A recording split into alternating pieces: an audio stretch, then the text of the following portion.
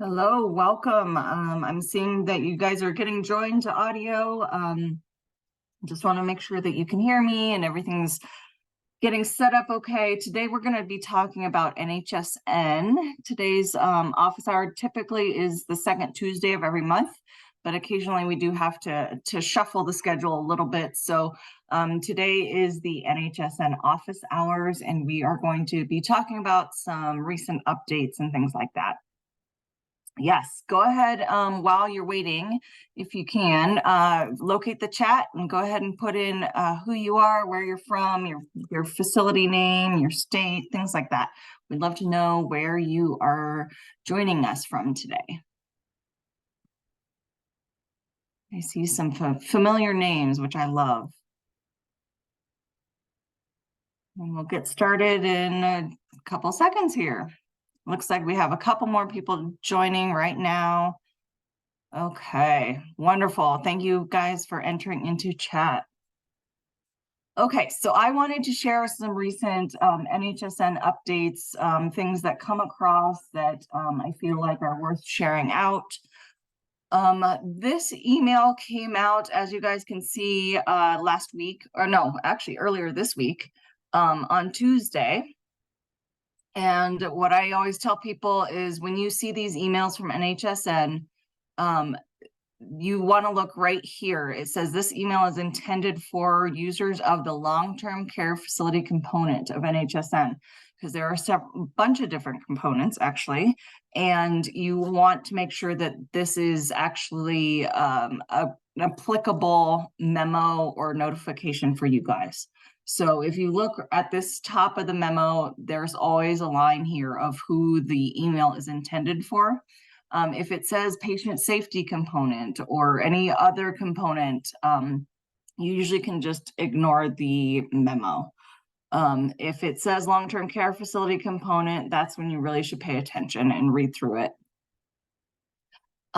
So this email came across, and it is talking about some recent updates that they made to this system. And I'm sure you guys have already seen it if you've been in and been reporting this week. They changed the timestamps, so it is kind of a universal time rather than all Eastern time. So it should show, I believe, in your time zone, the timestamps on your entries.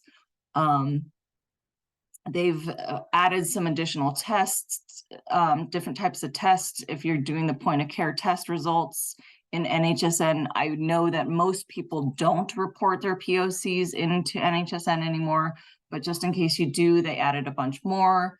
And then the up-to-date definition. So this is the big one, and that's what I'm primarily going to be talking about today. This changed as of April 1st. So I'll talk more about that in a second. And then let's see, they made some updates to the person level vaccination form. So if you're using the person level vaccination feature of NHSN, they've added some new columns so that you can add additional doses for people.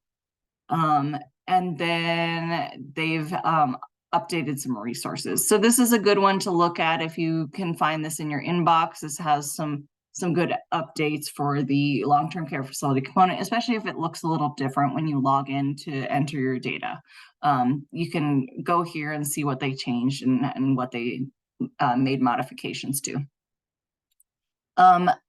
Before I go to the next piece, I just wanted to do a quick plug just because this one came into the inbox yesterday. Again, it says up here, long-term care component, and this is for facilities who are uploading the point of care test results via CSV file. So a CSV file is kind of like an Excel spreadsheet. So this isn't going to really apply to many of you. I'd be shocked if it applied to any of you. But I do know that in a couple of our states that we cover, there are some corporations, nursing home corporations, that do uploads of data, kind of bulk uploads. So this is another one that could be applicable, but likely not. But again, you just look at the top of the memo and it'll say who the memo is intended for. Okay, so the main point that I wanted to bring up today is the up-to-date definition in NHSN changed April 1st. So that was last Monday. So that affects last week's data, but also, of course, this week's data and going forward. So NHSN changes the up-to-date definition on a quarterly basis. And this is kind of the start of a whole new quarter. So they do that only on a quarterly basis because they need a whole quarter of data to be kind of apples to apples. You know, they needed the same definition for a full quarter.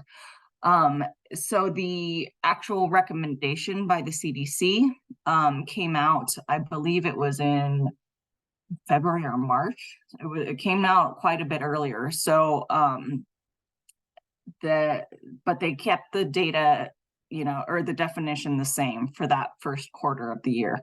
But now the definition is different. So wanted to show you a couple places where you can find the new definition. This is the COVID-19 vaccination reporting page for long-term care facilities. I put it into chat so you guys can reach it. If you scroll to the very bottom of this page, and sorry for making you guys kind of dizzy.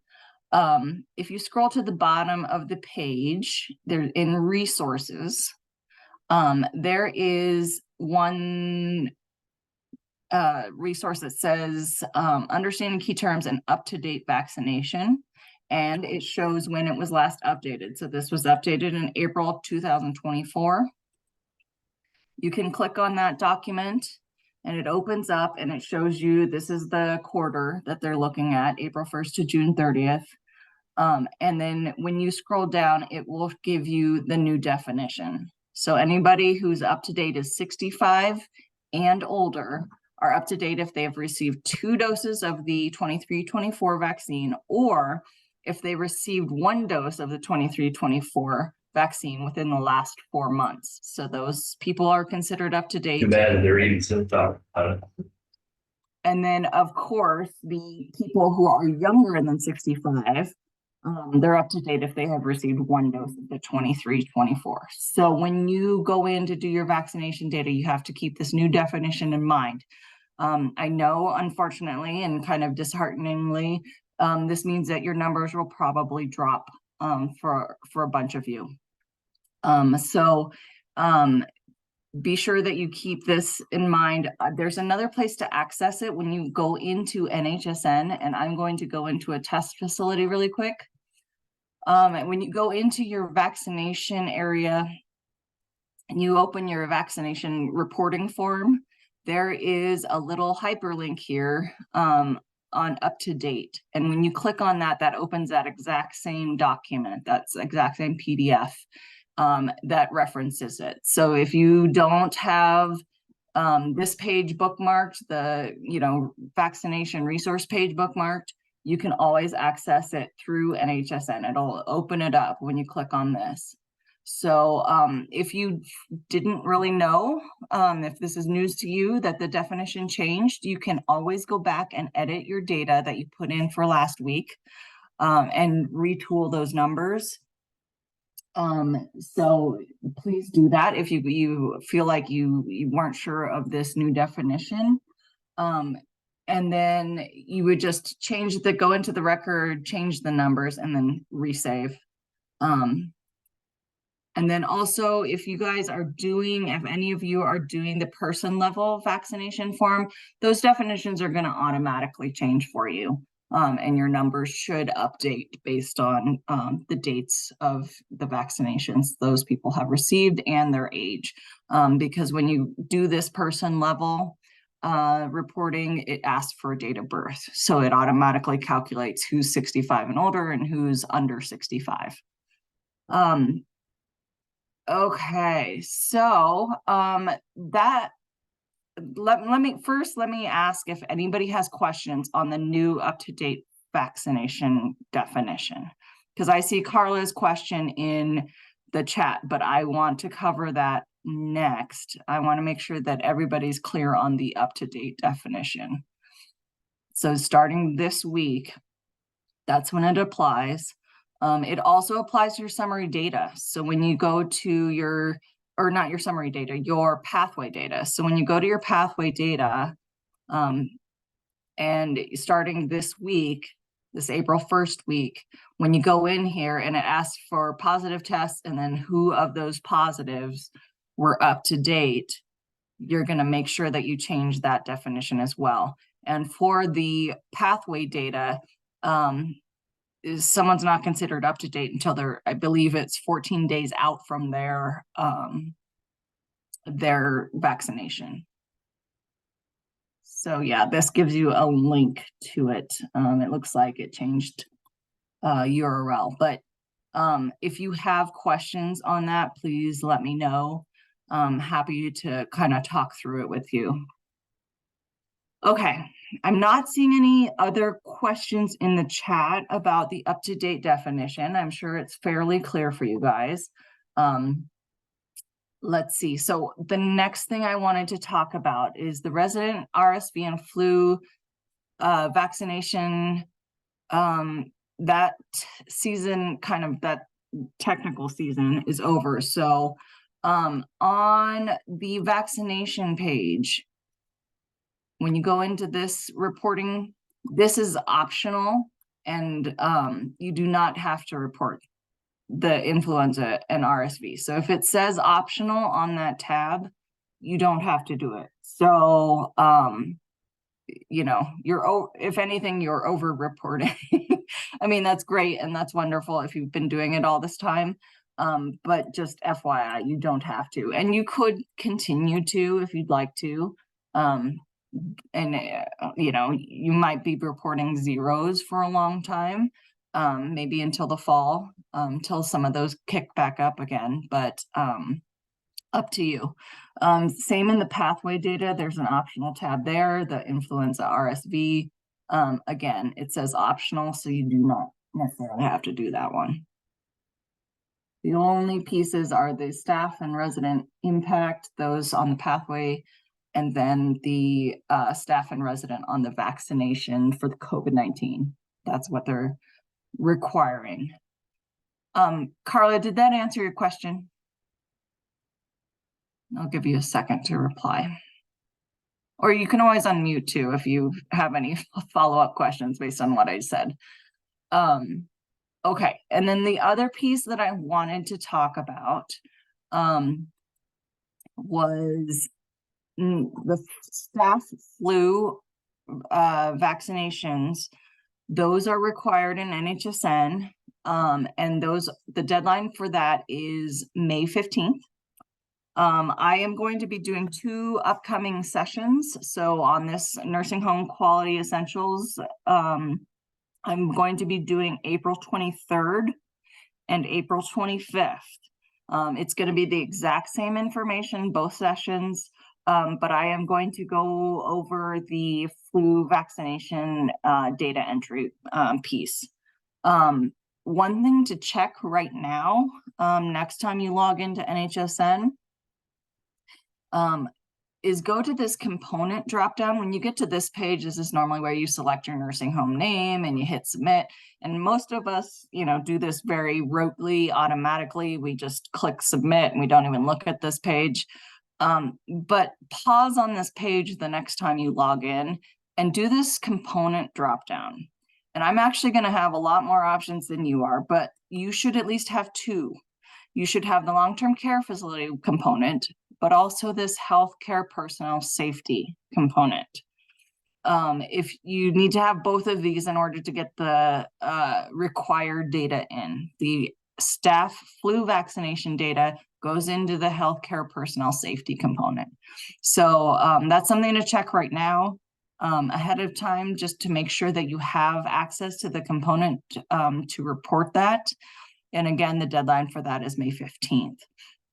So if you do need access to this, there could be some sort of administrative background activity that we'll have to do to get access to this section. So something to check into. If you don't have access to that component, ask some of your colleagues maybe who have access to NHSN as well, because they might have access, and they could also potentially give you that access. So it's worth checking around with anybody who has access to your NHSN facility to see if they have access to that component. Also in a pinch, they could enter that data once you gather it. I'm going to put my email address into the chat so that if you guys are going to log in and nobody in your building has access to this healthcare personnel safety, it's better to kind of start that process to get that access sooner rather than later, because there's a couple steps and you might have to wait on the NHSN for a couple of them. And so you want to get that done as soon as possible. And then also now is the time to really collect all that data. I tell people that you're going to want to get as many of your staff members out of that unknown category. There's always the people who've gotten the vaccine, of course, but then there's the medical contraindications. Then there's the offered but declined section. And then there's always an unknown category. You're going to want to get as many people out of that unknown category. And either they're, declined medical or they got the vaccine somewhere. And for the staff flu vaccinations, if they got the flu vaccine somewhere other than your facility, then they need to provide you some sort of documentation. It could just be an email. It could be a receipt. It could be pulling up CIS or IIS, wherever you guys are located. CIS is Colorado based, I'm sorry. But the state immunization records, they can do any of that. If they send you like an email or they have a signed statement, they just kind of need to put in stuff like the date that they got it, where they got it, some of that information. So you should have some sort of record if they got it outside of your facility. Again, I'll be going over the flu vaccination data reporting in more depth on the 23rd and 25th. But you can also, if Tuesdays and Thursdays doesn't work for you or you're not able to join them, if you have questions, you can always reach out to me individually. I don't mind helping you with that. Okay, any other NHSN questions? Because it's only 11:16 a.m. here in Colorado, so we have some time left. Do you guys have questions on anything NHSN? Because I'm logged in. I have a sort of fake test facility, so I can poke around and show you guys anything you need to know. Because I know that sometimes you guys get thrown into NHSN reporting and you're not really sure what you're supposed to be doing. Feel free to unmute yourself if you want to ask a question. Otherwise, you can type into chat and I can address those.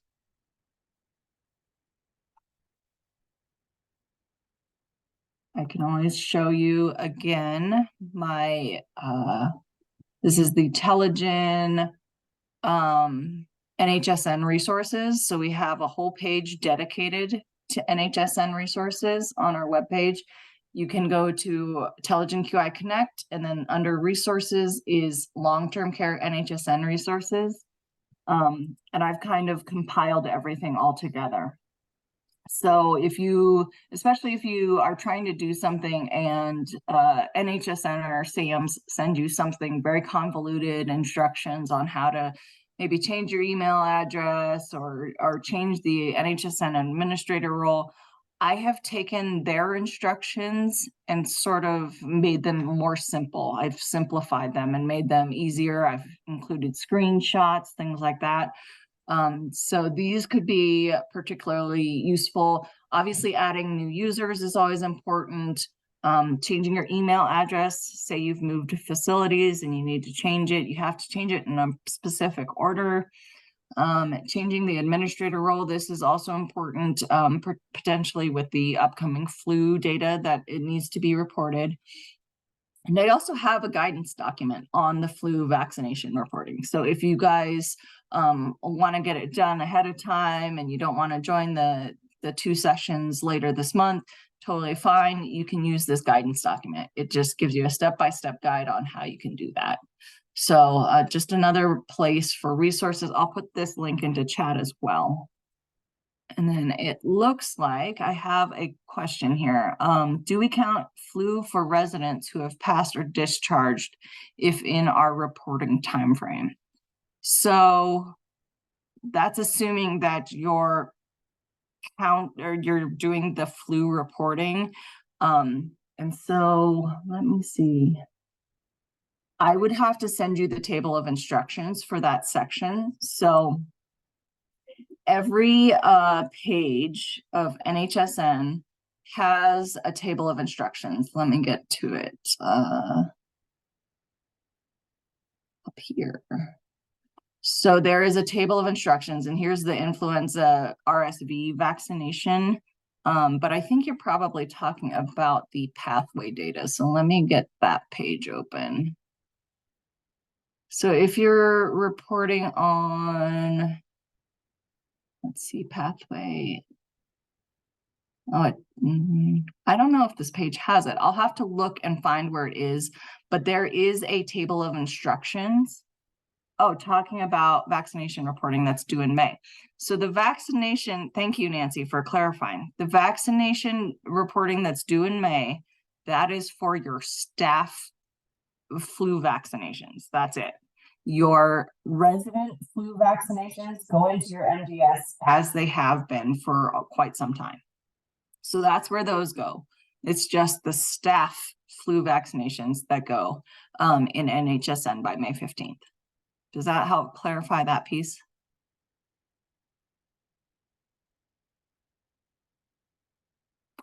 And I can always show you guys, if you want to start collecting the data, I can show you what's required, because that might be easier to have a reference on what you need to collect. So, and don't worry, I'm going to kind of click through these screens pretty quickly, but I just want to get to the reporting form.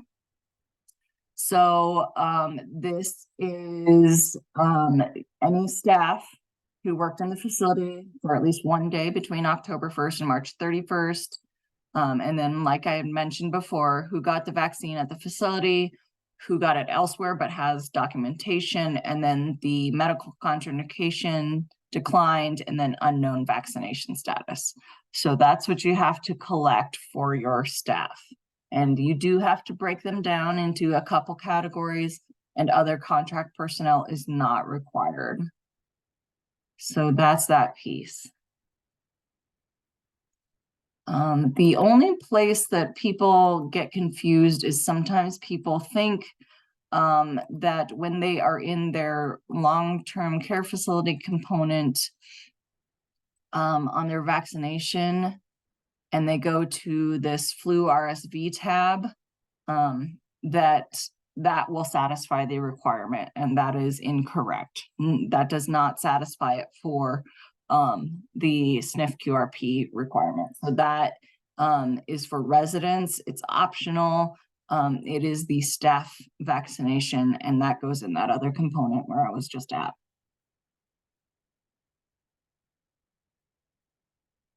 Okay. Any other questions that have popped into your mind? Any confusing bits about NHSN? I talk to people all the time where they thought that they had to report every single day. They were, going in and putting a ton of data in, and they weren't sure why. The point of care test results can be confusing sometimes, because that's something that your health department needs, but doesn't necessarily have to be an NHSN. There's a lot of confusion, and I know sometimes it's like playing telephone. You have turnover, and one staff teaches the next staff, and it doesn't always have the accurate information. So please let me know if there's something that I can clarify for you. Let's see. I can't think of anything else to share with you right now. I think that's about everything. Again, go to our resource page if you need to. It has everything in one place. So these are the CDC reporting pages for your pathway data and your vaccination data. So those have all those resources on them. And then I also have a link to the public data site. So CMS posts this data on a public page, and so you can kind of sort through the data and make sure that CMS is getting the data that you have been entering and that it's accurate. So that can be helpful as well. And then of course you can reach out to me directly, or you can always use this nursing home inbox. Okay. You guys are fairly quiet today, so I'm assuming you guys are all over this, or you have no clue about this and it's somebody else's role and responsibility to do the NHSN reporting. Hopefully it's that you guys have this down pat at this point. But if you do not, don't hesitate to reach out. I'm happy to set up a Zoom call with you. You can share your screen. We can kind of walk through things together. But definitely now is the time to make sure you have access to the healthcare safety component. Make sure that you have this guy, and make sure that you can actually get in there, and make sure that you have a good process for tracking down your staff flu vaccinations. And then also make sure that you have that new up-to-date definition as of April 1st. That's an important one, because if your numbers stay the same, that will look a little suspicious to everyone, because most likely with the new definition, your numbers will change. John, I see your question. Could you have too many people available to report? So no, in my opinion, no. I would say you should have at least 2 people. That's the minimum. Just in case one person's out, one person, has leave all of a sudden, family emergency, can't report, things like that. We've seen crazier things happen. We've also, unfortunately, seen people walk off the job. So you need to have at least one backup, but you can have as many people as you want. And what I tell people is, when you get access, it's not always the easiest, greatest process. However, they've streamlined it a little bit, and you should get access within 1 to 2 business days. If you don't, have whoever it is reach out to me. But once you get your access, as long as you log in at least once every 365 days, you can keep that active. You can transfer it, you can change your email address. If you move to a different facility, you can change your access to that facility. So it's transferable, which is great. And you can keep it, as long as you keep it active, it's good for forever, basically. So it is not a bad thing for staff to have. And I have a resource on this page for how to add a user, because you want to make sure that you give them enough rights that they can do what they need to do. If somebody leaves, and this is in this tutorial as well, if somebody leaves, this tutorial also shows you how you can deactivate people who've left so that they no longer have access to your facility. So those are some important pieces. I know that a lot of people don't necessarily go in there very often to look at their active users, but it's a good thing to do occasionally, and just make sure that you've kind of closed off access and deactivated people who've gone. Polly, when is this going to end? So if you're talking about the NHSN reporting, they have said that this is going to be required at least through the end of this year, I believe. I'll have to double check that date. But it's still going to be going on for quite some time. I know that also prior to the COVID-19 reporting, they were looking at other reporting. They had some nursing homes reporting C. diff into NHSN, and they were also thinking about having facilities report UTIs into NHSN. So even if the COVID-19 reporting goes away at some stage, there is a chance that NHSN reporting in general might not go away. That is just my hunch, my opinion. I don't work for the CDC, NHSN, or CMS, so I really can't say definitively, but I will just tell you based on my experience working with long-term care facilities in NHSN, and what I know were kind of topics of focus, or focus topics that they had. So yes, and I understand that there is a lot of frustration with this reporting. I know that it can be time intensive, and it can be confusing, but you know, unfortunately, we're kind of all at the CMS whim for this requirement. So, anything else? Again, I'll put my email into chat. If you have questions that you think of after this call, feel free to email me. We can set up a Zoom meeting and walk through some stuff, answer your questions. I never want anyone to be confused as to what they need to be reporting. I certainly don't want you guys to be spending more time reporting things that aren't required. So if you need to clarify that with me, happy to do that as well, because I want you guys to be as efficient as possible in your day. So with that, I want to thank you guys. Hopefully you guys can join me on the 23rd or the 25th for the flu reporting. We'll go into that in a little more detail, and hope you have a wonderful rest of your day. Thank you so much.